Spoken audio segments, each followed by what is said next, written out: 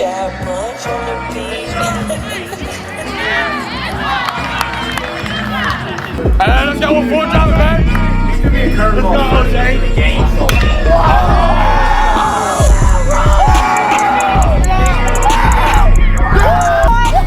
Oh, you got that. Oh.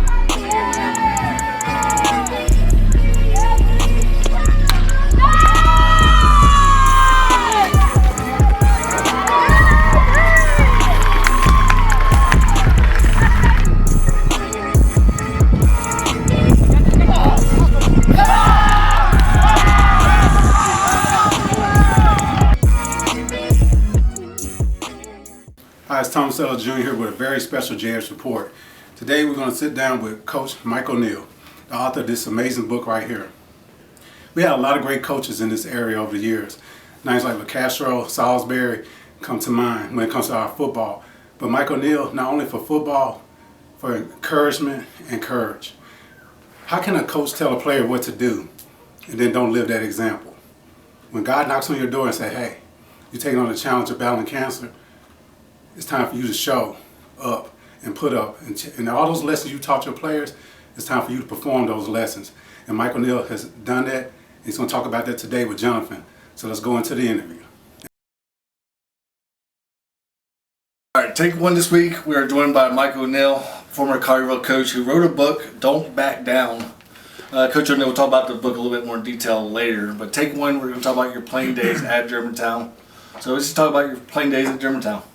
Jonathan, thanks for having me. As always. Well, that was a while back. I do like to talk about those days because that's kind of where the book started. I got into coaching. I was playing Tiger baseball and playing 1,000,000 games, and I just decided, hey, look, I don't need football any longer. My junior year, and one of the linebacker coaches asked me to say, hey, well, why don't you come over and coach your little brother I just drafted. I'm like, all right, I got free time now. I'm not playing football. And I spent that fall and actually coached as a junior in high school and fell in love with it. And I just thought, why am I not playing football? So I went back my senior year. Coach Netherland allowed me to come back, and we won state. It was his first state championship, and it took me about 6 games to get in the lineup, but I finally got back in. And I'll argue this with anybody. It was probably the best football team that ever came out of Shelby County. We were an incredible football team, and those experiences and life lessons and the coaches I played for. You mentioned Tommy Harrison earlier. Yeah. He was our offensive line coach. Leland Smith, he went to Rhodes. He was there for a number of years. It was probably a big reason I ended up being a coach. Charlie White was there. He's at MUS, been coaching forever. Jerry Ellis, who was my freshman coach, is still at MUS. He's been over there for 20 years now. And of course, Coach Netherland. So all those men had this incredible impact on my life, and that's kind of where I started in this book. I mean, it's just not a football book. It's I talk about my wife's our love story and how we raised kids, and how as time goes on, how I became a coach. So, Favorite game as a Red Devil? Favorite game as a Red Devil had to be the state championship game. We played Jefferson County. It's probably the best game I ever played as a high school senior, and we had a game plan that day. I was a strong safety, and we just shut them down. We played a team that was undefeated, and they had a couple kids I think ended up playing with the Packers, and we smoked them 37-6. So wow. I'll never forget that Saturday night at Vanderbilt Stadium. Dang, I forgot about that. Yeah. Vanderbilt back in the day, throwback. But favorite road atmosphere? In high school? Oh, Yeah. Wow. Interesting. I'd have to think on that. A lot of the games were played at Red Devil Stadium. Right. On the road, we went to McMinnville and beat a really good McMinnville team in a defensive struggle. That was you get struggling in East Tennessee, then you get some pretty good atmosphere. I will say Gallatin, all right? We went to Gallatin. My freshman year, we went up there when Brian McCrary was a senior. That guy ended up going to Florida State, played 4 years up there, but we went up there and the stadium was packed by the time we got there. So my senior year, we went up there on the road trip. It was instructed that everybody get up there 3 hours earlier. So the Germantown faithful got up there early, and then we come in with the bus, and we get up there at about 5:30, and we march up to the field, and that stadium is rock and roll. Wow.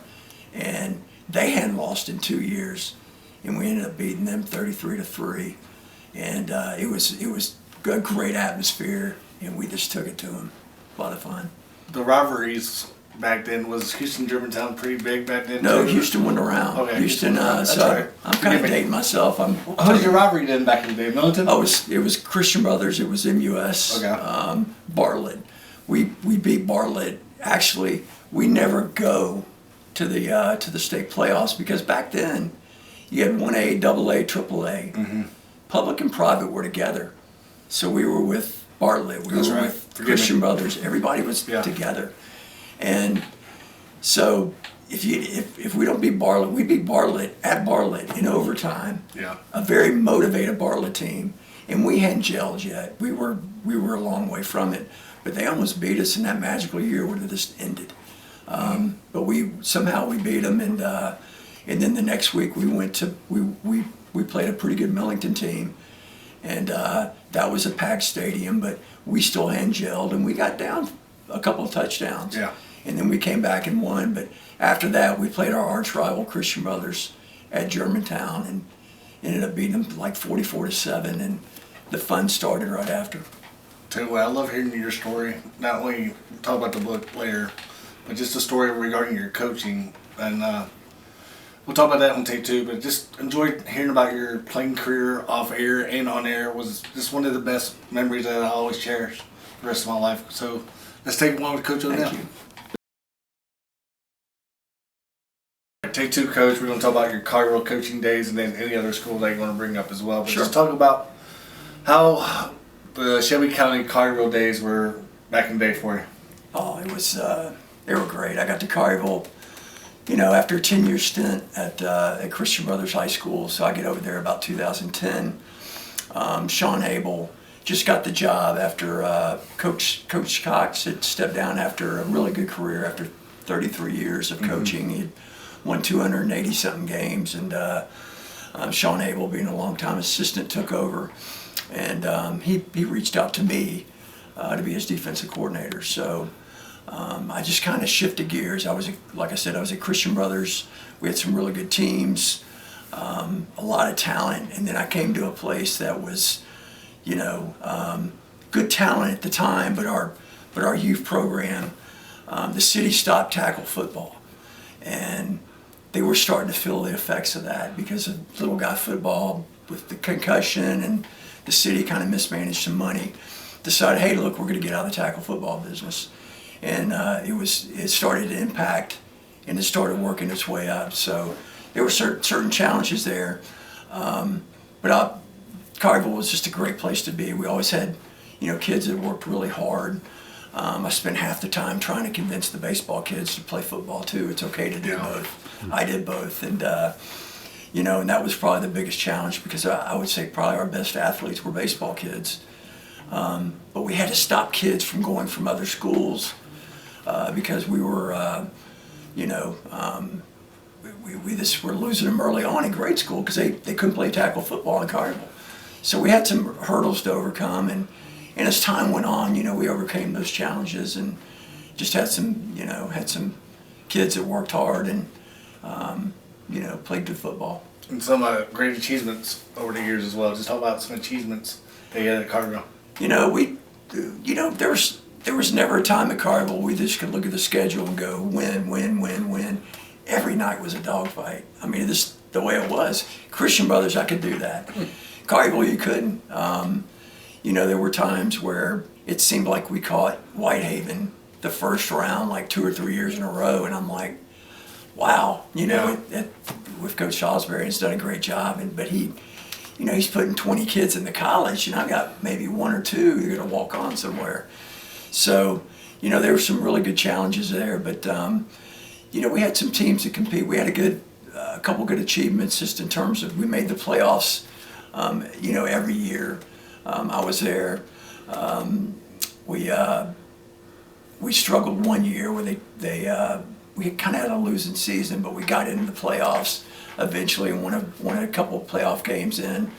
But our kids worked hard. They never quit. I was always proud to say that, I could put my head on my pillow at night and say I've done everything I could possibly by following the rules and doing the right thing.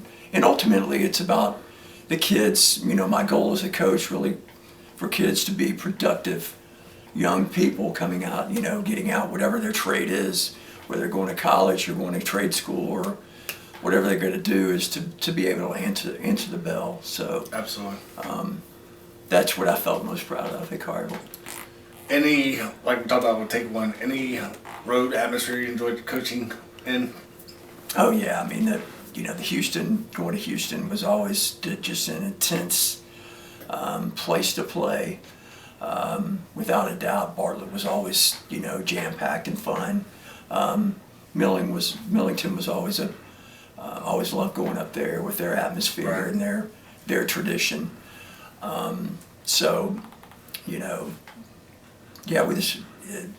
But the Houston games were always so intense, and they were always back and forth. And matter of fact, my last year to coach, is when I came down with my illness with cancer, and we played Houston in a very. We were both 5-3 at the time, and we were fighting for a playoff spot and playoff position. And we 2 days prior, I found out that I had cancer, and but I didn't tell any of the kids. I thought, I'm not going to tell anybody until the game's over because it would have been a big distraction. Mm-hmm. So I held off 2 days. We kind of moved forward, had good practices, got into a barn burner. We won on the last play of the game. By trade, I'm a defensive guy, so I was happy to say we went on defense, holding them in the 2-point conversion, and man, it was mayhem after that. I can call that your favorite game then. Yeah. But what kind of coach mentors from not only the area but college football? We can do both. College football coaches and then pretty much high school coaches. What kind of mentors did you have when you were coaching? Mentor, I spent a lot of time reading about, different men. Trying to think of the guy in California that won for 12 years in a row. He coached it when I was at Christian Brothers at a Catholic school. Lattiser, I believe is his name, won 12 years in a row. So you're like, if you want to read a good book, he's got When the Game Stands Tall. It's a great book, but it's really what that guy did and how he started. To me, it was just a really good read, and what he spent his time doing. Other men, I obviously played under some great coaches. I'd mentioned them earlier with Coach Netherland and Coach Leland Smith, but was able to really see a plethora of men. Coach LaCastro that I coached with at Christian Brothers, great football coach, has had a great career. I mentioned Charlie White earlier. He's still coaching along with Jerry Ellis and Bobby Austin. I mean, and Coach Salisbury at Whitehaven, I can't respect what he's done enough. I mean, just, building that program up and, and what he tells his kids and how these men just turn into pillars of the community. So that's important to me. And I know there's just so many great coaches other than yourself, because I would talk about Coach Wood. They're just there for the kids. They're there for them no matter what. And just on and off the field, they're a leader on and off the field. And Coach ONeill, appreciate it. That's my awesome take two with Coach ONeill. All right, Coach, take three. We're going to talk about your book called Don't Back Down for our listeners. So just talk about the book. Well, I started writing my book when about the time COVID kicked in, March of 2020. Went back to Houston. That's incidentally where my book started, in my intro, and went through just a scan on my cancer, my throat cancer, and these things I'd been in remission for a couple of years, and they metastasized in my chest. So I came back from that and just thought, wow, I retired from coaching, retired from teaching, and I picked up the pen and I started writing, and I wrote for a full year. And I just decided, hey, I'm gonna write a book, and I had a lot to say and kind of wanted to share my story, and I really wanted to write it for my kids and grandkids. in my family. That's the main reason. And then as I went on, I thought, you know what? I think my ex-players would like to see this, and maybe some Coaches, colleagues, yeah. and some coaches. So it's just, again, it's just not a cancer book. It's not just a coach's book, but it's a life lesson book. Well, Coach, I appreciate you just coming on, talk about that book in general. If anybody wants to reach out, like follow your journey a little bit regarding how your treatment and how you're handling everything, what's the best way they can follow your journey other than like the Caring Bridge website? People can sign up through that, I'm sure, but just talk about like how can people follow the journey that you're going on right now. Yeah, my wife's done just incredible. She set up a Caring Bridge under Mike ONeill. My daughter, actually, Brooke, gave her instruction to do that, because instead of just staying on the phone and telling everybody about your cancer or texting, so she's done a tremendous job with that. You know, I was in remission for a couple of years, and now I'm on trial medicine. I'm on my third trial. I'm back and forth between here and Texas, Houston, Texas, and MD Anderson. I was in actually New York for a couple of years, up in Manhattan, and you know, I'm on trial medicine. The good news is they've reduced my tumors 50% over the past 4 months. So that's the best news I've had in 2 years. So God is good, you know, and my support system's incredible, and my wife's just done a tremendous job motivating me and keeping me going as well. Well, I know you're a big family man, so that's my take 3. All right, Coach, take 4. What kind of encouragement can you tell some that are battling the disease you got right now? Oh, wow. You know, I think half the battle with cancer, I know people are at different stages, and when they find out they have it, there's a shock. You kind of go through a step of, you know, how much time do I have? What does this mean? What does it mean for my family? But I think having really a good attitude, fighting this disease is paramount. When I was first diagnosed with cancer, I had 30 years worth of players shooting me text, calling me and saying, "Coach, you got this. Don't back down from it. Freaking get after it." I mean, they were saying all kinds of things. I'll leave some of the things they said out of it, but I had no choice. I had to have a good attitude. I couldn't not practice what I preached to them. You know, I'm telling these kids to go through 2 days and fighting and getting after it, and I had to do the same thing. I was about to go through a long months of 2 days. So my kids gave me a lot of encouragement from doing that, as well as God. I'm a very religious man, and I don't see how people do it without the power of prayer. So that's very important to me, both regards. All right, Coach ONeill, appreciate you coming on, and thank you for all your hard work over the years. Appreciate it it. so much. We'll be praying for you, not only at West End Media, but all over the city of Memphis, giving him some prayers, and all over the country. If you're watching this, all over the country as well. Coach Mike ONeill has been one of the greatest coaches, not only in Shelby County, the city of Memphis as well, but all over the country. Look up him and just follow his journey. Thank you, Jonathan. Appreciate it. Coach ONeill, we really do appreciate you coming by, sir. And Thank you, Thomas. you're an amazing encouragement to all of us, and you can't go sit down with everybody like Jonathan and myself, but people can sit down with your book. How can they get their hands on this amazing book? Oh, you know, you can find it online at Amazon or Barnes & Noble, but if you'd like to find it locally, Novel Bookstore, Oxbow on Poplar, you can get it there. Patent Computers for my friends in Collierville, it's for sale there. Square Books for my friends in Mississippi out of Oxford, they're now stocking at Square Books, so just a number of locations. It's out there. Thank you. Well, you talked about God gave you a calling to get into football. He gave you another assignment. How does it feel taking on this challenge and proving all those things you taught your players? You know, it's things that I was teaching my players. I've learned so much from them too. It goes back and forth, and from my spiritual life to life lessons and rolling up your sleeves and getting down to business, no matter what your task is. Overcoming adversity. There are a lot of these things that we talk in the book that go way beyond high school football or cancer. Really just getting through life. And I think that's important, and life doesn't stop. You just keep going. On paper, I'm terminal, but that doesn't scare me. You know, I got to keep moving, and you know, have more grandkids to see, and more weddings to go to, that sort of thing. So I'm going to keep fighting. And more lives to impact. We thank you, Coach, for me. Thank you, Thomas. Appreciate it.